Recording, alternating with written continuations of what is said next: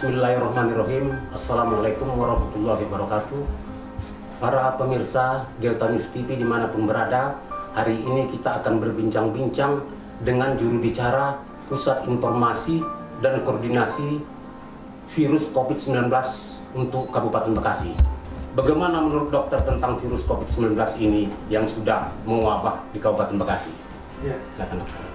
Sejak virus COVID-19 di Kabupaten Bekasi ini merebak ketika dinyatakan sebagai pandemi di seluruh dunia, dari hari ke hari memang eskalasi baik itu orang dalam pemantauan maupun pasien dalam pengawasan terus bertambah.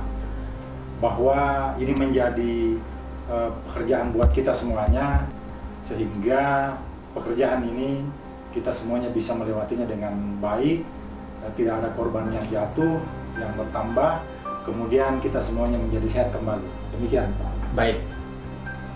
Hingga saat ini sudah berapa banyak di Kabupaten Bekasi yang sudah terjangkit virus COVID-19 ini, dokter? Gambarannya bahwa kita sudah ada 15 warga kita yang positif terjangkit corona ini. Kemudian yang berikutnya, dalam pemantauan berjumlah 51 orang. Maaf, ada 199 orang.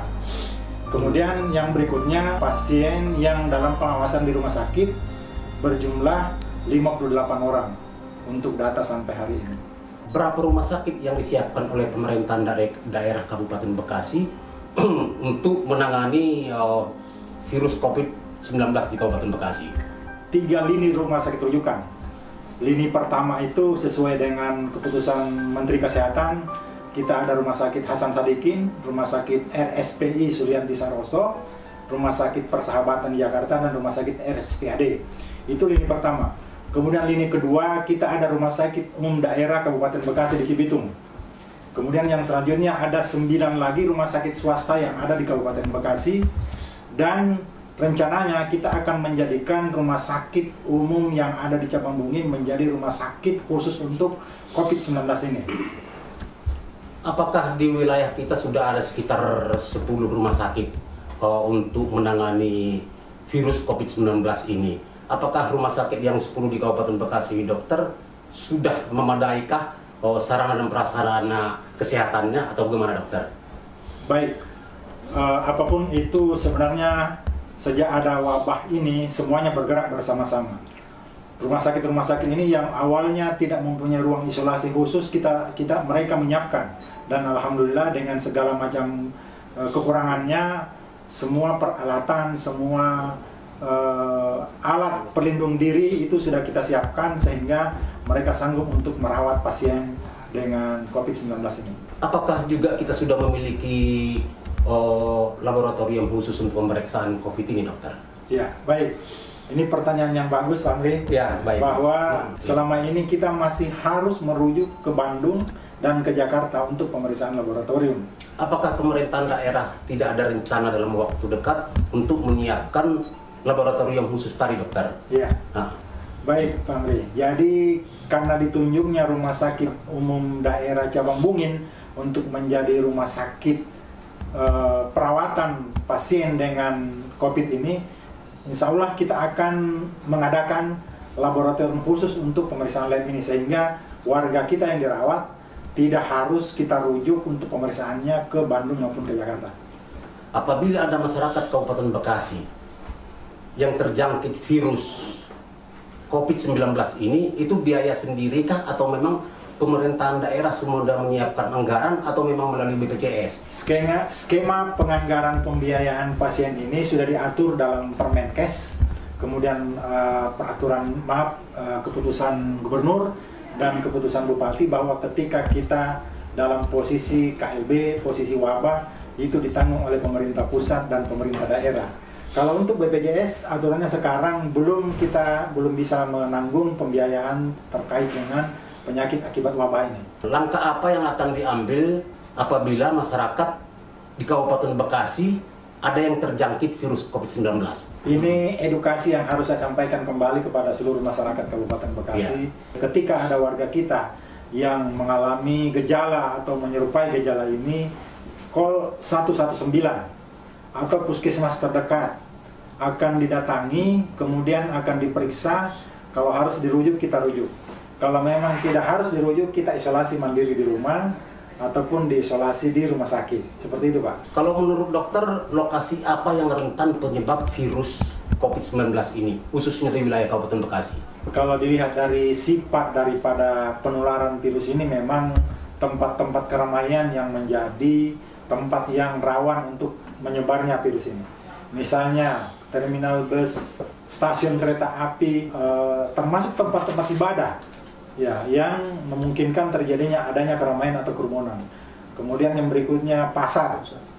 Apa tidak termasuk seperti kita kan termasuk kawasan industri terbesar di Asia Tenggara? Ya. Apakah kawasan-kawasan industri tersebut juga tidak rentan menjadi penyebaran COVID-19 ini, dokter, menurut dokter? Termasuk kawasan industri, Ya. apapun itu yang memungkinkan adanya kerumunan atau keramaian, itu bisa menjadi faktor terjadinya penyebaran virus ini.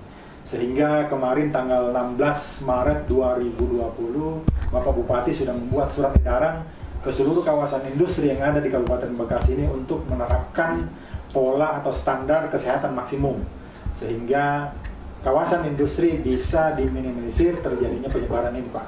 Untuk menangani virus COVID di Kabupaten Bekasi, apa saja kendala yang kita hadapi untuk anukan kepada masyarakat ini? Baik, apapun yang kita sudah laksanakan, memang di lapangan ada beberapa hambatan.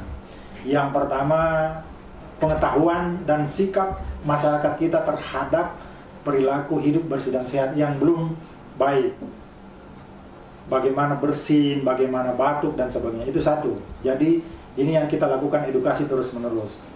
Satu. Kemudian yang kedua adalah media sosial, ya, yang merupakan makanan sehari-hari warga kita, itu kadang-kadang memberikan informasi yang sangat membuat panik warga kita, sehingga ada persepsi yang salah di masyarakat terkait dengan virus ini. Yang berikutnya lagi, memang social distancing ataupun physical distancing yang diharapkan untuk mencegah penularan ini, masyarakat itu masih kurang patuh terhadap social distancing ini. Seperti itu, Pak. Oh, ini dokter, bagaimana tindakan tanggap darurat penanganan virus COVID-19 ini di Kabupaten Bekasi? Ya.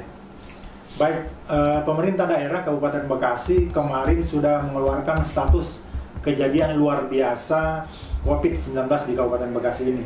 Dengan status KLB ini, semua bergerak bersama-sama, semua lintas sektor, termasuk dengan karyawan Pemda ini, kita harapkan untuk mengurangi keramaian, mengurangi kontak fisik, sehingga penyebaran ini menjadi tidak terlalu melebar. Demikian. Kalau begitu dokter, berapa instansi yang dilibatkan di Kabupaten Bekasi untuk terlibat dalam penanganan virus COVID-19 ini? Baik, Kabupaten Bekasi sudah mempunyai gugus tugas percepatan penanganan COVID-19. Ketuanya itu adalah Bapak Kapolres, pengarahnya Porkopinda, kemudian seluruh lintas sektor, seluruh OPD menjadi anggota dari gugus tugas ini. Kemudian para camat, para kepala desa, lurah, kemudian institusi yang lain seperti Majelis Ulama Indonesia, kemudian Apindo, itu dilibatkan semuanya, Pak. Jadi begini dok, upaya apa yang dapat dilakukan untuk menekan penyebaran virus COVID-19 di Kabupaten Bekasi? Baik, ini pertanyaan kunci menurut saya. Ini dok. Ya, jadi upaya apa yang kita bisa lakukan? Yang pertama memang social distancing. Bagaimana warga kita menghindari kontak yang dekat. Kenapa? Karena memang sifat virus ini adalah menyebar melalui droplet, melalui percikan. Sehingga kalau kita bisa menjaga jarak, insya Allah penyebaran itu kan menjadi tertangani. Kemudian yang kedua adalah kecepatan. Kalau ada warga kita yang mengalami ataupun terjangkit, itu segera langsung menghubungi tenaga kesehatan. Kemudian yang berikutnya, yang ketiga adalah bagaimana kita memperkuat rumah sakit rujukan ini bisa menangani dengan baik sehingga kematian bisa kita tekan. Demikian, Pak. Baik dokter, untuk pertanyaan saya yang terakhir, apakah pemerintahan daerah sudah menyiapkan anggaran untuk menangani COVID-19 di Kabupaten Bekasi? Misalnya khusus anggaran yang disiapkan untuk darurat COVID ini, dokter? Baik. Dengan diberlakukannya status kejadian luar biasa di Kabupaten Bekasi, pemerintah daerah sudah menyiapkan dana sekitar 10 miliar untuk Dinas Kesehatan untuk penanganan COVID-19 ini, termasuk untuk lintas sektor yang lain. Untuk posko-posko yang ada di kecamatan-kecamatan, itu sudah dianggarkan Pak, sekitar 10 miliar. Baik dokter, ini yang terakhir dok, ada tidak kesan dan pesannya untuk masyarakat Bekasi tentang COVID-19 ini? Silakan dok. Baik, pesan saya, kita tetap waspada, tapi jangan panik, itu yang pertama.